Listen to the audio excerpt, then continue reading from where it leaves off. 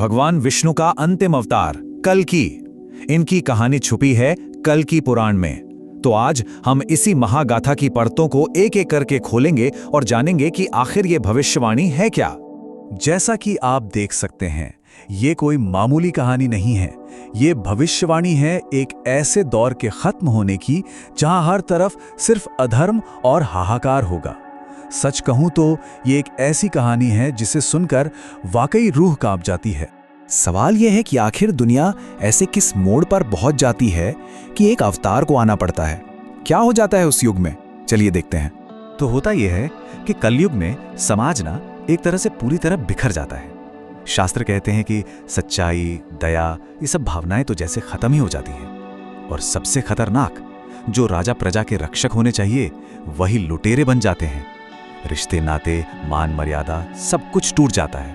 और ठीक इसी वक्त दुनिया को बचाने के लिए एक दैवीय शक्ति की जरूरत पड़ती है। तो ये कलयुग है क्या भला? देखिए, हिंदू कॉस्मोलॉजी के हिसाब से समय के 4 युग होते हैं। कलयुग चौथा और सबसे अंधकार वाला दौर है। इसे संघर्ष और पाप का युग कहते हैं और इसका स्वामी है राक्षस कली। और बस इसी युग को खत्म करने के लिए भगवान कल्कि आते हैं। और इसी घोर अंधकार के बीच उम्मीद की एक किरण दिखती है, एक भविष्यवाणी, एक उद्धारकर्ता के आने की। और यहीं से शुरू होती है भगवान विष्णु के 10वें और आखिरी अवतार कल्कि की कहानी। जब पाप और अधर्म का घड़ा भर जाता है, सारे देवता परेशान होकर ब्रह्मा जी के पास जाते हैं और फिर सब मिलकर पहुंचते हैं भगवान विष्णु की शरण में। उनकी तकलीफ देखकर भगवान विष्णु उन्हें वचन देते हैं कि वो पृथ्वी पर जन्म लेंगे और इस संकट का अंत करेंगे। और फिर वो घड़ी आती है। शंभल नाम के एक छोटे से गांव में विष्णु यशा नाम के ब्राह्मण और उनकी पत्नी सुमति के घर एक दिव्य बालक जन्म लेता है। और जानते हैं क्या होता है?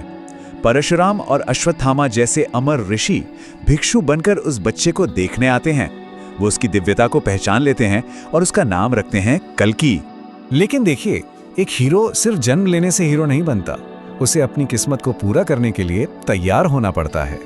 तो चलिए अब देखते हैं कि कल्कि एक दिव्य नायक कैसे बने। उनकी ट्रेनिंग भी कोई मामूली नहीं थी। उन्हें पढ़ाने वाले थे खुद अमर ऋषि परशुराम, जिन्होंने उन्हें सारे वेद और युद्ध कला सिखाई। और इतना ही नहीं, भगवान शिव खुद उन्हें दिव्य उपहार देते हैं। एक ऐसा घोड़ा जो कोई भी रूप ले सकता है, एक तोता जिसे सब पता है, पास्ट, प्रेजेंट और फ्यूचर, और एक दिव्य तलवार जिसे सिर्फ बुराई का नाश करने के लिए बनाया गया था। तो अब कल्कि पूरी तरह तैयार हैं। ज्ञान, शक्ति, दिव्य अस्त्र शस्त्र सब कुछ उनके पास है।